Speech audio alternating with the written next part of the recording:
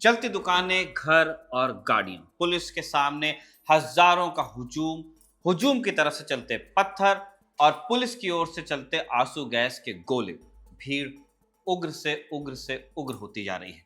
पिछले 72 घंटों में पाकिस्तान के कई बड़े शहरों का यही हाल रहा है। तहरीक लब्बैक पाकिस्तान यानी टीएलपी प्रदर्शन कर रही है। सरकार की गजा पॉलिसी से नाराज है, खास तौर पर ट्रंप के गजा पीस प्लान पर पाकिस्तान ने जिस तरह से सहमति दी है उससे। टीएलपी का कहना है कि यह प्लान गजा वासियों के खिलाफ है, इससे फिलिस्तीन का मसला सुलझ नहीं पाएगा।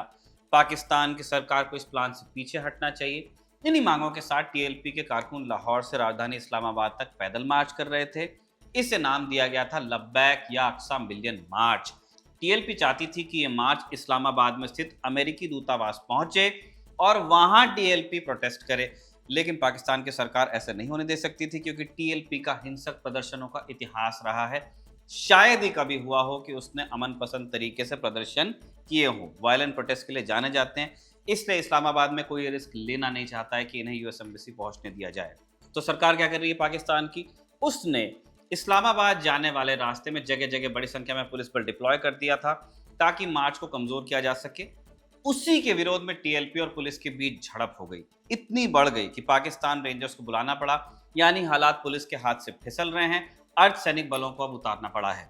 झड़प में एक सीनियर पुलिस ऑफिसर के साथ 5 लोगों की मौत की खबर है। सैकड़ों घायल भी हैं। सोशल मीडिया में एक्सट्रीम दावे किए जा रहे हैं। कई पोस्ट में दावा किया गया है कि लाहौर में पुलिस की गोली से 250 टीएलपी कार्यकर्ता मारे गए। हालांकि पाकिस्तान की पंजाब पुलिस ने इसे अफवाह बताया। पाकिस्तानी अखबार डॉन से बात करते हुए एक सीनियर अधिकारी ने दावा किया कि टीएलपी लोगों की सहानुभूति बटोरने के लिए इस तरह के दावे कर रही है। खबर यह भी है कि टीएलपी के मुखिया साद रिजवी को भी 3 गोलियां लगी। हालांकि अभी तक उनका पता नहीं चल पाया कि वो एग्जैक्टली कहां है। पंजाब पुलिस को भी रिजवी का कोई पता नहीं है, ऐसा वो कह रहे हैं। उनका कहना है कि वो पंजाब पुलिस की हिरासत में नहीं है। रिजवी के लापता होने से टीएलपी के कार्यकर्ताओं में एक बेचैनी तो है, और ये बेचैनी पाकिस्तान की सरकार को भारी भी पड़ सकती है, क्योंकि टीएलपी के दूसरे बड़े लीडर ने 17 अक्टूबर को लाहौर में एक बहुत बड़े प्रोटेस्ट का ऐलान कर दिया है। पहले से ही पाकिस्तान में टीएलपी का बेस बहुत मजबूत है। हालिया प्रोटेस्ट में मारे गए लोगों की वजह से सहानुभूति उनको मिल रही है। ऊपर से संगठन के मुखिया का भी पता चल नहीं रहा है, तो एक डेडली कॉम्बिनेशन वहां पे शक्ल ले रहा है। अगर पाकिस्तान की सरकार इसे ढंग से डील नहीं करती है, हालात बहुत खराब हो सकते हैं। सिविल वॉर जैसे हालात बन सकते हैं। जानकार इसे 9 मई से कंपेयर कर रहे हैं। 9 मई 2023 को पाकिस्तान के पूर्व प्रधानमंत्री इमरान खान को गिरफ्तार किया गया था, जिसके बाद पूरे देश में हिंसक प्रदर्शन हुए थे। भूतो न भविष्यति, पुलिस तो काबू नहीं कर पाई, सेना के खिलाफ प्रदर्शन हो पाया जो पाकिस्तान में कोई सोच नहीं सकता था। तब के बाद से अब पाकिस्तान में इसे सबसे बड़ा प्रदर्शन बताया जा रहा है। अगर सरकार इसे रोकने में असफल रहती है तो अनहोनी भी हो सकती है। तो आज के शो में हम डिस्कस करेंगे कि पाकिस्तान में तांडव मचाने वाली टीएलपी है क्या चीज़, इसकी कहानी क्या है, इसके पीछे कौन लोग हैं, इसके विचार क्या हैं, और हालिया प्रदर्शनों के पीछे एग्जैक्टली गेम है क्या। नमस्कार, स्वीकार कीजिए निखिल का, आप खबरगांव का डेली इंटरनेशनल बुलेटिन राजदूत देख रहे हैं।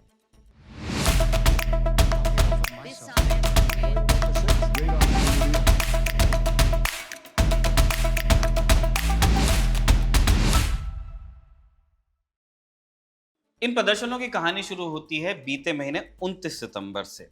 डोनाल्ड ट्रंप ने गजा पीस प्लान का ऐलान किया, जिसमें 20 बिंदु थे। हमने राजदूत के एपिसोड में पूरे बिंदुओं पर चर्चा की थी। अगर आप उनको देखना चाहते हैं, समझना चाहते हैं, तो उस एपिसोड का लिंक हम डिस्क्रिप्शन में डाल रहे हैं।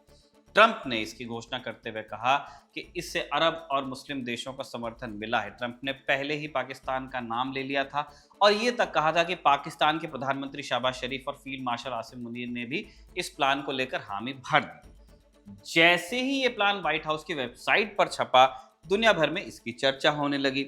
हमने भी की। आलोचकों का सबसे बड़ा तर्क ये आया कि इसमें स्पष्टता कम है, पारदर्शिता कम है। उदाहरण के लिए, युद्ध के बाद जिस फोर्स को गजा की जिम्मेदारी दी जाएगी, उसमें एग्जैक्टली कौन होगा, वो काम कैसे करेगी। सब जगह चर्चा हो रही, तो पाकिस्तान में भी चर्चा हो रही है, और वहां से आलोचना का एक स्वर उठा।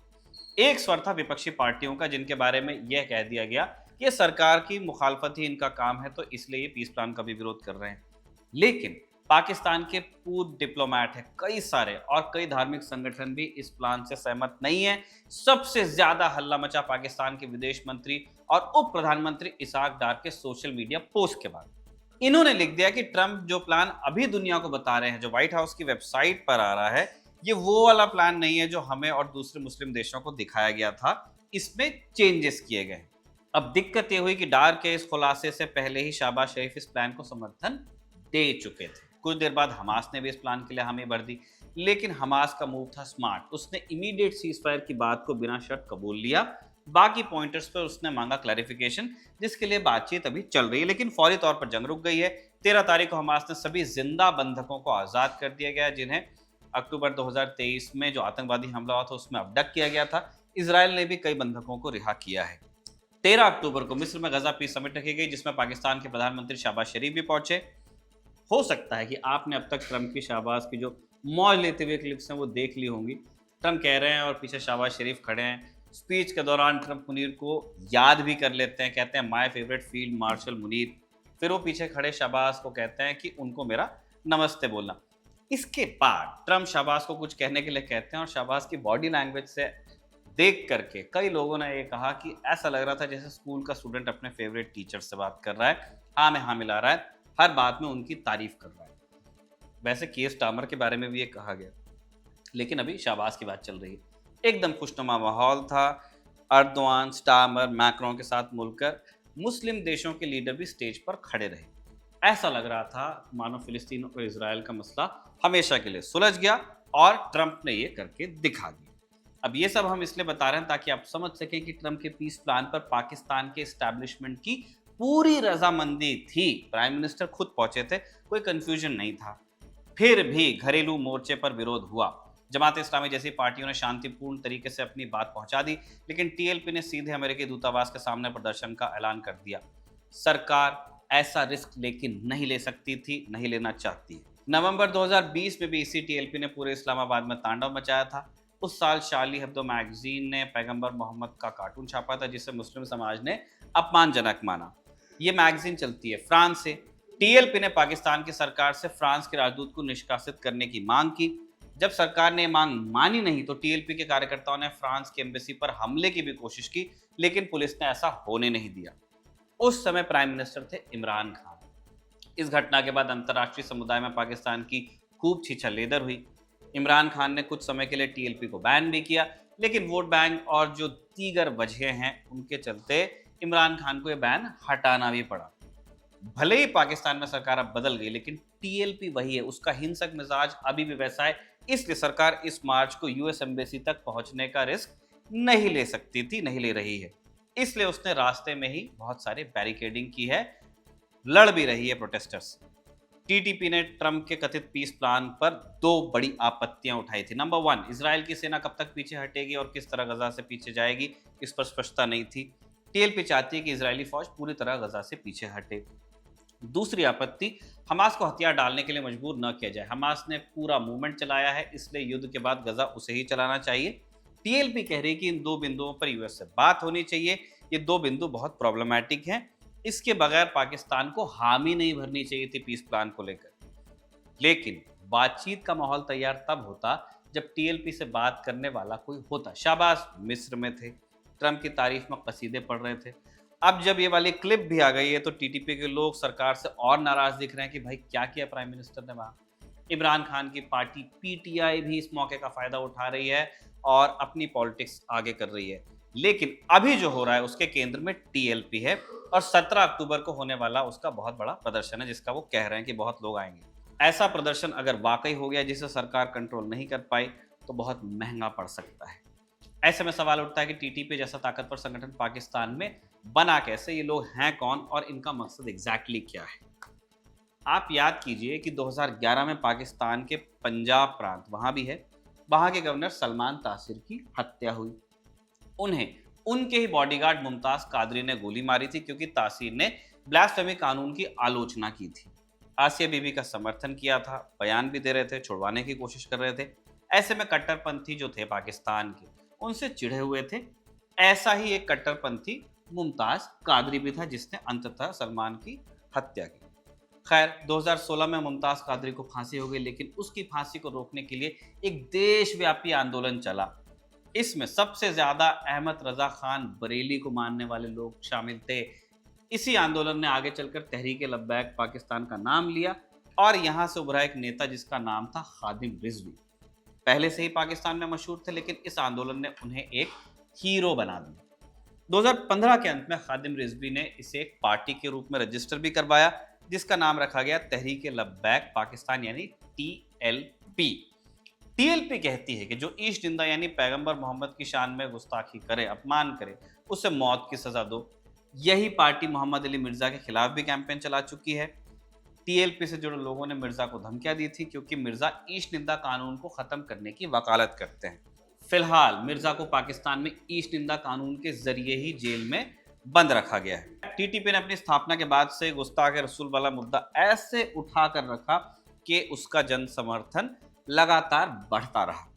TLP चुनाव के मैदान में भी उतरी, एक भी सीट नहीं जीत पाई, लेकिन फ्रांस के खिलाफ जो प्रोटेस्ट उसने किया था उसने उसका जनाधार बढ़ा दिया। नवंबर 2020 में TLP के मुखिया खादिम रिजवी की मौत हो गई।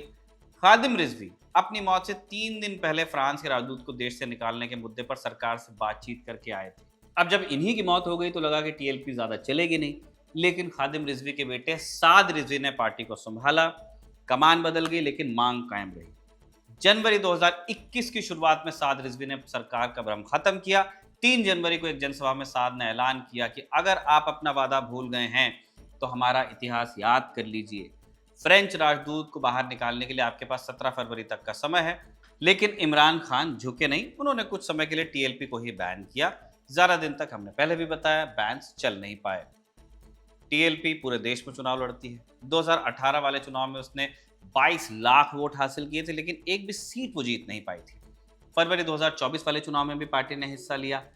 नेशनल असेंबली में TLP का अभी कोई मेंबर नहीं है, लेकिन सिंध की जो प्रोविंशियल असेंबली है, विधानसभा, उसमें उनकी 2 सीटें हैं। पार्टी के मुखिया अभी भी साद रिजवी हैं। लीडरशिप पर सवाल उठते रहते हैं। कहा जाता है कि पार्टी में नेपोटिज्म है, लेकिन इन सवालों को दबा दिया जाता है। 12 अक्टूबर को हुए प्रोटेस्ट में खादिम रिजवी पर 3 गोलियां चलने की या उन्हें 3 गोलियां लगने की खबर है। साद कहाँ हैं, कैसे हैं, इसकी पुष्टि अभी तक हो नहीं पाई है। पाकिस्तान की पंजाब पुलिस ने बस इतना कहा है, हमारे पास साद नहीं है। जैसे हमने आपको पहले भी बताया, ये एक डेवलपिंग स्टोरी है। 17 अक्टूबर को लाहौर में एक बड़ा प्रोटेस्ट होगा। देखने वाली बात होगी कि सरकार इसे कैसे हैंडल करती है। जो भी होगा राजदूत पर हम आपको ज़रूर बताएंगे। इसी के साथ हम आज का राजदूत कंक्लूड कर रहे हैं। इसे साजिद ने लिखा और आनंद ने रिकॉर्ड किया। आप देखते रहिए खबरगांव।